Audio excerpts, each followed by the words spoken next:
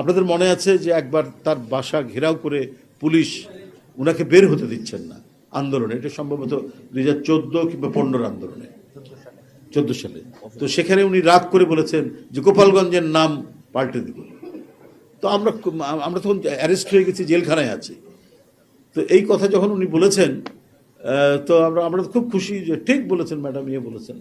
কিন্তু আমরা যখন জেল থেকে বেরিয়ে এসে ওনার সাথে আমাদের দেখা হলো, তো ওনাকে আমরা খুব বলছি যে ম্যাডাম, এই যে একটা শক্ত কথা আপনি বলেছেন ওই পুলিশ অফিসার থেকে, আমরা এত খুশি হয়েছি ম্যাডাম। তো উনি একটু চুপ করে বললেন, কিছু নীরব থেকে বলছে যে আমি বলেছি এটা ঠিক আছে, কিন্তু এটা আমার বলা ঠিক হয়নি।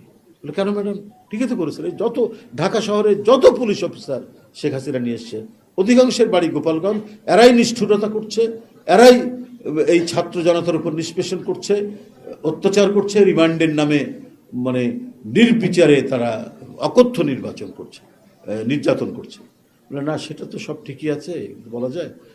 দেখো, গোপালগঞ্জ তো বাংলাদেশেরই একটা জেলার নাম। আমি একটা জাতীয় রাজনীতি করি, জাতীয় নেতা বলে তোমরা বলো, তো এইভাবে বলাটা আমার ঠিক হয়নি।